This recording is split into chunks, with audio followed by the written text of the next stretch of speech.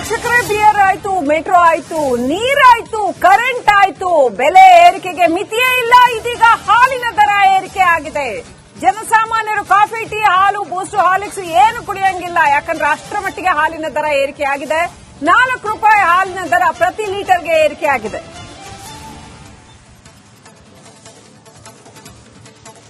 ಸಾರ್ವಜನಿಕರು ತಮ್ಮ ಅಭಿಪ್ರಾಯವನ್ನು ವ್ಯಕ್ತಪಡಿಸೋದಕ್ಕೆ ಬಯಸ್ತಾ ಇದ್ದಾರೆ. ನಮ್ಮ ಜೊತೆ ವೆಂಕಟೇಶ್ ಅಂತ ಕಾಲ್ ಮಾಡಿದ್ದಾರೆ ಬಸವನಗುಡಿಯಿಂದ. ನಮಸ್ಕಾರ ವೆಂಕಟೇಶ್ ಅವರೇ, ಏನ್ ಹೇಳಕ್ ಬಯಸ್ತೀರಿ? ಹಲೋ, ಹೇಳಿ ವೆಂಕಟೇಶ್ ಅವರೇ. ಮೇಡಮ್, ಈಗಾಗಲೇ ಹಾಲಿನ ದರ ಮತ್ತೆ ಏರಿಸ್ತಾ ಇದ್ದಾರೆ. 3ನೇ ಸಲ ಇದು. ಕರೆಂಟ್ ರೇಟ್ ರೈಸ್ ಮಾಡಿದ್ರು, ಬಸ್ ರೇಟ್ ರೈಸ್ ಮಾಡಿದ್ರು.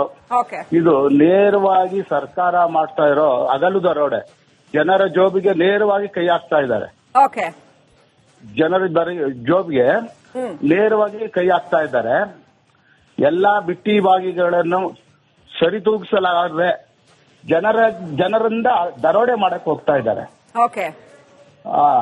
ಈಗೇನಾಗಿದೆ ನೀವು ನೋಡ್ಬೋದು, ಈ ಸಂಜೆ ಮತ್ತು ಬೆಳಿಗ್ಗೆ ವಿಧಾನಸೌಧಕ್ಕೆ ಸುಮಾರು 2,000 ಬಸ್ಗಳು ಹೋಗ್ತವೆ. ಅದರಲ್ಲಿ ಕೂತಿರೋರೆಲ್ಲ ಸೆಕ್ರೆಟೇರಿಯೇಟ್ ಸುತ್ತಮುತ್ತ ಕೆಲಸ ಮಾಡೋ ಮಹಿಳಾ ನೌಕರರು. ಅವ್ರಿಗೆ ಇನ್ಕಮ್ ಟ್ಯಾಕ್ಸ್ ಕಟ್ತಾರೆ 70% ಜನ. ಅವ್ರಿಗೂ ಫ್ರೀ ಕೊಟ್ಟು ನೀವು ಆ ಹೊರೆನ ನಮ್ಮ ಮೇಲೆ ಆಗ್ತಾ ಇದೆ ಅಂದ್ರೆ ಸರ್ಕಾರಕ್ಕೇನು ಬುದ್ಧಿ ಇದೆಯಾ, ಜ್ಞಾನ ಇದೆಯಾ ಹೇಳಿ? ರೈಟ್, ಏನ್ ಹೇಳಕ್ ಬಯಸ್ತೀವಿ ಸರ್ಕಾರಕ್ಕೆ ಈ ವಿಚಾರದಲ್ಲಿ? ವಿರೋಧ ಪಕ್ಷಗಳು ಸತ್ತೋಗಿದಾವೆ, ಪ್ರತಿಭಟನೆ ಅದನ್ನ ಹತ್ತಿಕ್ತಾರೆ ನೋಡಿ. ಮೊನ್ನೆ ಎಲ್ಲ MLAಗಳನ್ನೆಲ್ಲ ಸಸ್ಪೆಂಡ್ ಮಾಡಿದ್ರು, ಮೊನ್ನೆ ಅಮಾನತು ಮಾಡಿದ್ರು ಅಲ್ವಾ? ಅದು ಶಾಸಕರ ಹಕ್ಕನ್ನ ದಬ್ಬಾಳಿಕೆಯಿಂದ ಕಾಂಗ್ರೆಸ್ ಬಂತು ಅಂದ್ರೆ ಎಮರ್ಜೆನ್ಸಿ ಏರ್ತಾರೆ, ಕೇಳೋ ಪ್ರಶ್ನಿಸುವವ್ರನ್ನ ಜೈಲ್ಗೆ ಹಾಕ್ತಾರೆ. ಎಲ್ಲಾ ವಿಧವಾದ ಕೆಲಸಗಳನ್ನ ಮಾಡ್ತಾ ಇರೋದು ಕಾಂಗ್ರೆಸ್ ಪಕ್ಷ. ಕಾಂಗ್ರೆಸ್ ಸರ್ಕಾರ ಈ ಬೆಲೆ ಏರಿಕೆ ಮಾಡಿದ್ದನ್ನ ಖಂಡಿಸ್ತೀರಾ ನೀವು? 100% ಖಂಡಿಸ್ತೀನಿ ಮೇಡಮ್. ಥ್ಯಾಂಕ್ ಯು ವೆಂಕಟೇಶ್ ಅವರೇ. ಬಸವನಗುಡಿಯಿಂದ ಗಣೇಶ್ ಅಂತ ಹೇಳಿ ಈಗ ಕಾಲ್ ಮಾಡಿದ್ದಾರೆ. ಗಣೇಶ್ ಅವರೇ ನಮಸ್ಕಾರ. ನಮಸ್ತೆ. ಹಾಲಿನ ರೇಟ್ 4 ರೂಪಾಯಿ ಜಾಸ್ತಿ ಆಗಿದೆ, ಏನ್ ಹೇಳ್ತೀರಿ?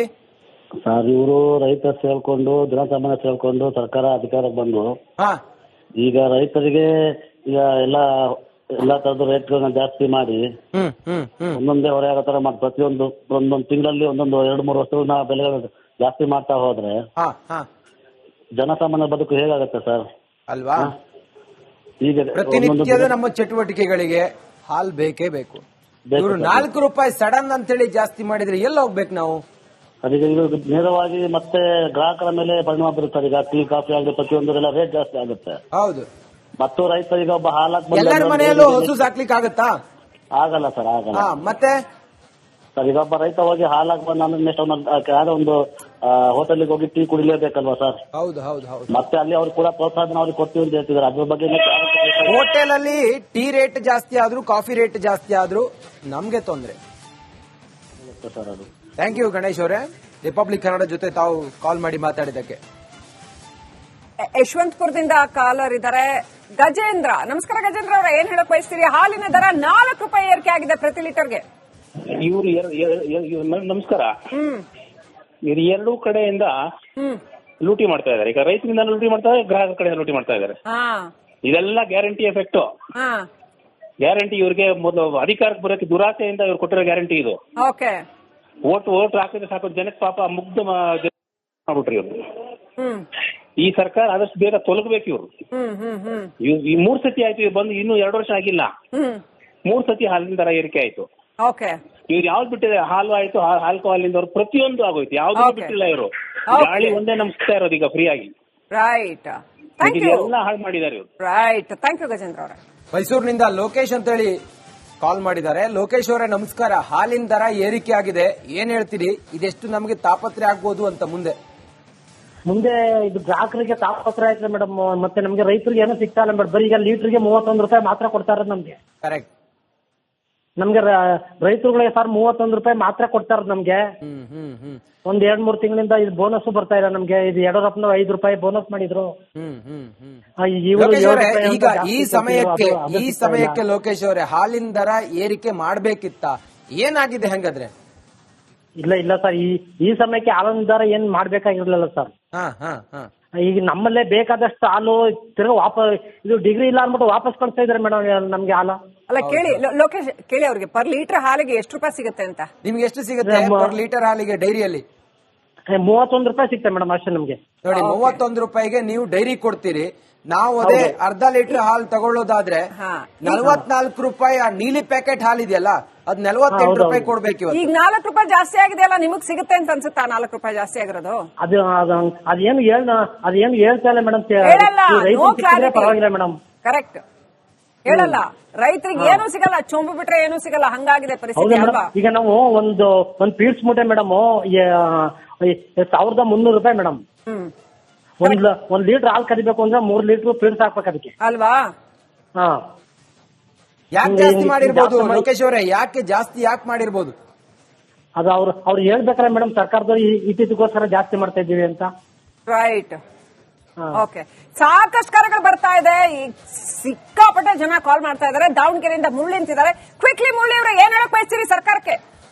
ಮೇಡಮ್, ಸರ್ಕಾರವ್ರು ಮಾಡಿರೋದು ಒಂದ್ ಕಡೆಯಿಂದ ನಮಗೆ ಹೈನುಗಾರಿಕೆ ಮಾಡ್ತಿರೋರಿಗೆ ಅನುಕೂಲನೇ ಇದೆ. ಆದ್ರೆ ಇದು KMF ಅವ್ರ ಕಡೆಯಿಂದ ಅವ್ರ ಕಡೆ ಕೊಟ್ರೆ ನಮಗೆ ಏನು ಪ್ರಾಫಿಟ್ ಬರಲ್ಲ.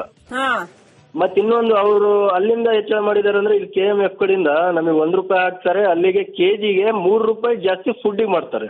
ಏನ್ ಮಾಡ್ತಾರಂತ ಮಧ್ಯದಲ್ಲ ಆ ದುಡ್ಡನ್ನ? ಅದು ಅಲ್ಲ ಮೇಡಮ್, ಹಸುಗಳಿಗೆ ನಾವು ಫುಡ್ ಇಡ್ತೀವಿ ಹಾಲು ಇಡೋಕ್ಕಿಂತ ಮುಂಚೆ. ಸರಿ, ಅದಕ್ಕೆ 1 ಕೆಜಿಗೆ 5 ರಿಂದ 6 ರೂಪಾಯಿ ಹೆಚ್ಚಳ ಮಾಡ್ತಾರೆ. ಈಗ ಆಲ್ರೆಡಿ ಈಗ ಇರೋದೇ 50 ಕೆಜಿಗೆ 1280 ರೂಪಾಯಿ. ಅದು 50 ಕೆಜಿ ಪಾಕೆಟ್ 5 ದಿನ ಬರಲ್ಲ. ಓಕೆ ನೋಡಿ ಹೇಗೆ ಸತ್ಯ. ಒಂದ್ ಹಸುಗೆ ಒಂದ್ ಹಸುಗೆ ಎಷ್ಟು ಖರ್ಚಾಗತ್ತೆ? ಥ್ಯಾಂಕ್ ಯು ಮುರಳಿ ಅವರೇ ಕಾಲ್ ಮಾಡೋದಕ್ಕೆ. ಎಷ್ಟು ಖರ್ಚಾಗತ್ತೆ ಅನ್ನೋದನ್ನ ರೈತರು ತೆರೆದಿಡ್ತಾ ಇದ್ದಾರೆ. ನೀಲಿ ಪ್ಯಾಕೆಟ್ ಹಾಲಿನ ದರ 44 ರೂಪಾಯಿಯಿಂದ 48 ರೂಪಾಯಿಗೆ ಹೆಚ್ಚಿಗೆ ಆಗಿದೆ. 4 ರೂಪಾಯಿ ಜಾಸ್ತಿ ಆಯ್ತಲ್ಲ ನೀಲಿ ಪ್ಯಾಕೆಟ್. ಇದು ಸ್ವಲ್ಪ ಕಡಿಮೆ ಗುಣಮಟ್ಟದ ಹಾಲಿದು. ಇದು 44 ರೂಪಾಯಿ ಹಿಂದಿನ ದರ ಇತ್ತು, ಈಗ 48 ರೂಪಾಯಿ. ಅದರಲ್ಲಿ ಹಸಿರು ಪ್ಯಾಕೆಟ್ ಬರುತ್ತೆ, ಹಾಗೆ ಕೇಸರಿ ಪ್ಯಾಕೆಟ್ ಕೂಡ ಬರುತ್ತೆ. ಅದಕ್ಕೂ ಕೂಡ 4 ರೂಪಾಯಿ ಜಾಸ್ತಿ ಆಗಿದೆ ಎಲ್ಲವೂ ಕೂಡ. ಮತ್ತೆ ಅರಿಶಿನ ಪ್ಯಾಕೆಟ್ ಕೂಡ ಬರುತ್ತೆ. ಆರೆಂಜ್ ಪ್ಯಾಕೆಟ್ ನೋಡಿ 54 ರೂಪಾಯಿ ಹಳೆ ದರ ಇದ್ದದ್ದು, ಈಗ ಅದನ್ನ 58 ರೂಪಾಯಿ ಹೆಚ್ಚಿಗೆ ಮಾಡಿದ್ದಾರೆ. ಎಲ್ಲಾ ಬಣ್ಣದ ಅದೇ ಪ್ಯಾಕೆಟ್ ನಲ್ಲಿ ನಾವು ಗುರುತಿಸ್ತೀವಿ, ಇದು ನೀಲಿ, ಇದು ಹಸಿರು, ಇದು ಹಳದಿ ಅಂತ ಹೇಳಿ ಅಲ್ಲ. ಆ ಎಲ್ಲಾ ಪ್ಯಾಕೆಟ್ ಮೇಲೂ ಕೂಡ 4 ರೂಪಾಯಿ ಈಗ ಹಾಲಿನ ದರವನ್ನ ಹೆಚ್ಚಿಗೆ ಮಾಡಿರೋದು. ಗ್ರೀನ್ ಸ್ಪೆಷಲ್ ಹಾಲಿದು 54 ರೂಪಾಯಿ ಹಳೆ ದರ ಇತ್ತು, ಈಗ 58 ರೂಪಾಯಿ ಏರಿಕೆ ಮಾಡಿದ್ದಾರೆ. 4 ರೂಪಾಯಿ ನೀಲಿ ಪ್ಯಾಕೆಟ್ ನಾನು ಆಗ್ಲೇ ಹೇಳಿದಾಗೆ 44 ಇದ್ದು 48 ಆಗಿದೆ. ಓಕೆ, ರಮೇಶ್ ಅಂತ ಮಂಗಳೂರಿನಿಂದ ಕಾಲ್ ಮಾಡಿದ್ದಾರೆ. ನಮಸ್ಕಾರ ರಮೇಶ್ ಅವರು, ಏನ್ ಹೇಳಕ್ ಬಯಸ್ತೀರಿ? ನಮಸ್ಕಾರ. ಎಲ್ಲ ತುಂಬಾ ತೊಂದರೆ ಆಯ್ತು ಮೇಡಮ್. ಇದು ಇವರು ಬಿಟಿ ಭಾಗ್ಯ ಕೊಟ್ಟು ಜನರ ಮೇಲೆ ನಮ್ಮ ಮೇಲೆ ಹಾಕ್ತಾ ಇದ್ದಾರೆ. ಮತ್ತೆ ಇವರು ಸಂಬಳ ಏಸುವಾಗ ಯಾರನ್ನು ಕೇಳಿದ್ರೆ ಇವ್ರ ಸಂಬಳ ಡಬಲ್ ಆಗ್ತದೆ ಮೇಡಮ್. ಕರೆಕ್ಟ್. ಜನರ ಮೇಲೆ ಎಲ್ಲ ಯಾರಿಗೆ ಕೊಡ್ಲಿಕ್ಕೂ ಜನರ ಮೇಲೆ ಹಾಕ್ತಾ ಇದ್ದಾರೆ. ನಿಜ. ಹೌದು ಮೇಡಮ್, ಏನ್ ಮಾಡೋದಿಲ್ಲ. ಮನೆಯಲ್ಲಿ ಹಸು ಸಾಕ್ತೀರಾ? ಯಾವ್ದು ಮೇಡಮ್? ಮನೆಯಲ್ಲಿ ಹಸು ಸಾಕಿದ್ದೀರಾ? ಇಲ್ಲ ಸರ್, ನಾವು ಮಂಗಳೂರಿನಲ್ಲಿ ಎಲ್ಲ ಹಸು ಸಾಕೋದು. ನಿಮ್ ಮನೆಗೆ ಎಷ್ಟು ಲೀಟರ್ ಹಾಲು ಬೇಕು ಪ್ರತಿದಿನಕ್ಕೆ? ದಿವಸ 2 ಲೀಟರ್ ಹಾಲು ಬೇಕು ಸರ್. 2 ಲೀಟರ್ ಅಂದ್ರೆ ಹೇಳ್ರೆ ಎಷ್ಟಾಯ್ತು ಹಾಗಾದ್ರೆ? 8 ರೂಪಾಯಿ ಜಾಸ್ತಿ ಆಯ್ತು. 8 ರೂಪಾಯಿ ಜಾಸ್ತಿ ಆಯ್ತು. ತಾವ್ ಏನ್ ಕೆಲಸ ಮಾಡ್ತೀರಿ? ನಾವು ಈಗ ರಿಟೈರ್ ಮನೇಲಿ ಇದ್ದೀವಿ ಸರ್. ಏನಿಲ್ಲ. ಪೆನ್ಷನ್ ಬರುತ್ತೆ ತಮ್ಗೆ?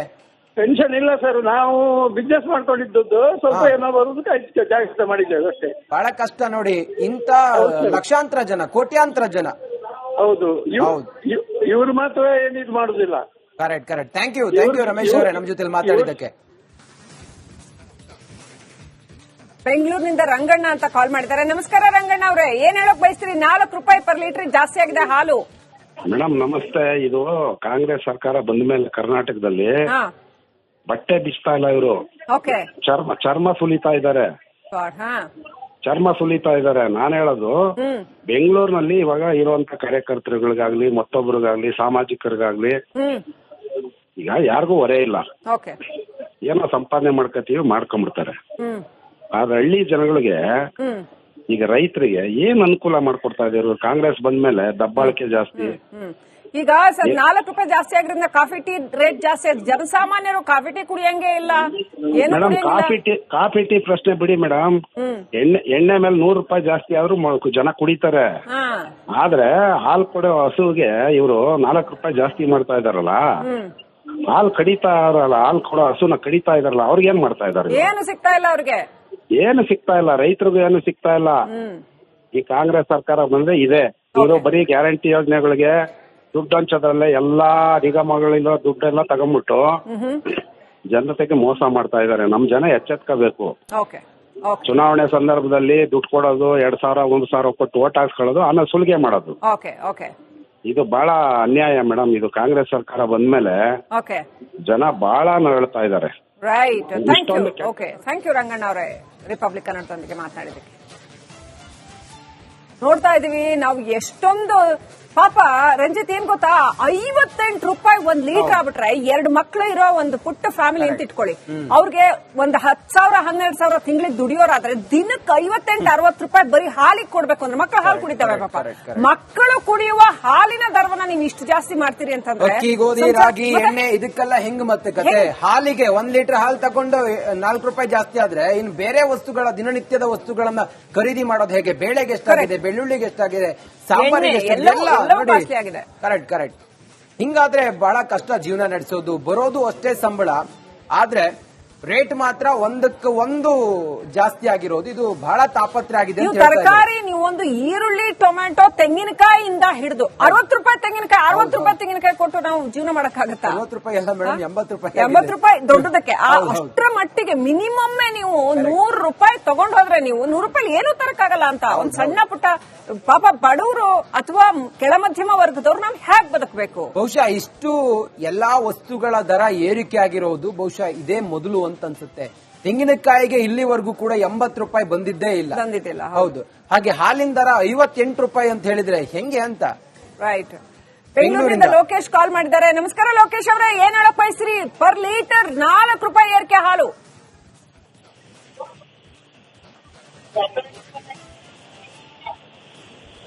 ಹೇಳಿ ಲೋಕೇಶ್ ಅವರೇ, ಮಾತಾಡಿ. ಹಲೋ ಲೋಕೇಶ್ ಅವರೇ, ಧ್ವನಿ ಕೇಳಿಸ್ತಾ ಇದ್ರೆ ಹಾಲಿನ ದರ 4 ರೂಪಾಯಿ ಜಾಸ್ತಿ ಆಗಿದೆ, ತಾವ್ ಏನ್ ಹೇಳ್ತೀರಿ?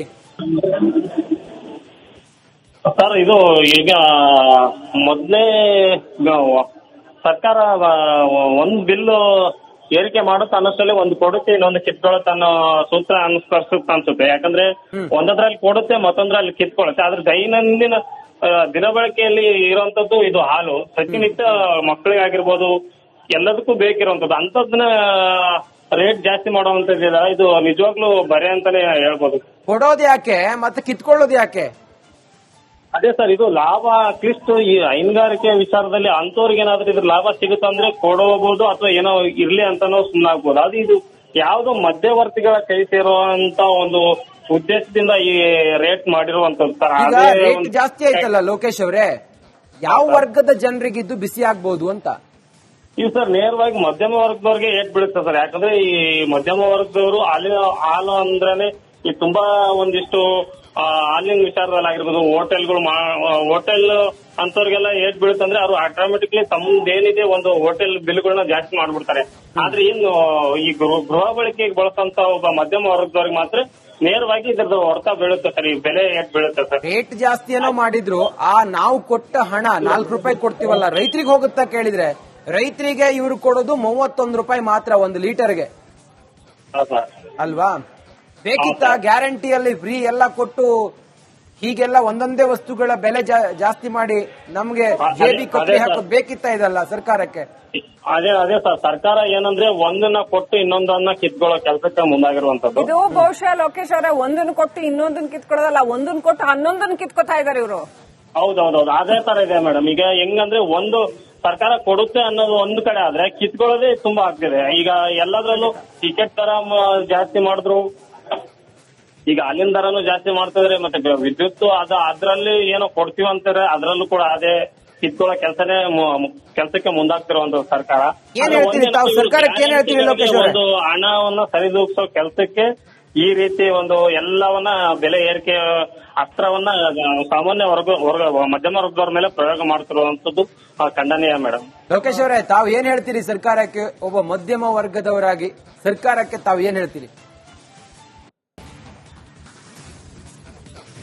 ಕಾಲ್ ಕಟ್ ಆಗಿದೆ. Thank you Lokesh, Republic Kannada ಜೊತೆ ತಾವು ಮಾತಾಡಿದ್ದಕ್ಕೆ. ನೋಡಿ, ಎಲ್ಲಾ ವಸ್ತುಗಳ ದರವೂ ಕೂಡ ಜಾಸ್ತಿ ಆಗಿದೆ. ಹಾಲಿನ ದರ ಜಾಸ್ತಿ ಆದ್ರೆ ಅತಿ ಹೆಚ್ಚು ಎಲ್ಲರಿಗೂ ಕೂಡ ಇದರಿಂದ ಬಾಧಿತರು. ಯಾಕಂತ ಹೇಳಿದ್ರೆ ಬೆಳಿಗ್ಗೆ ಟೀ ಮಾಡಿದವ್ರು ಯಾರು ಇಲ್ಲ. ಹಾಲಿನ ದರ ಜಾಸ್ತಿ ಆದ್ರೆ ಮೊಸರು, ಮಜ್ಜಿಗೆ, ಬೇಸಿಗೆ ಇದು, ಆಮೇಲೆ ಬೆಣ್ಣೆ ತುಪ್ಪ ಎಲ್ಲವೂ ಮನೇಲಿ ಮಾಡೋರಿಗೆ ನಾನು ಹೇಳ್ತಾ ಇರೋದು. ಈ ನಂದಿನಿ ಹಾಲು ತಗೊಂಡು ಬೆಣ್ಣೆ ತುಪ್ಪ ಮಾಡೋರಿಗೆ ಎಲ್ಲವೂ ಕಾಸ್ಟ್ಲಿ ಆಗುತ್ತೆ. ಹಾಲಿನ ಸಿಹಿ ತಿಂಡಿಗಳು ಕಾಸ್ಟ್ಲಿ ಆಗುತ್ತೆ, ಕಾಫಿ ಟೀ ಕಾಸ್ಟ್ಲಿ ಆಗುತ್ತೆ, ಹೋಟೆಲ್ಗೆ ಹೋಗಂಗಿಲ್ಲ.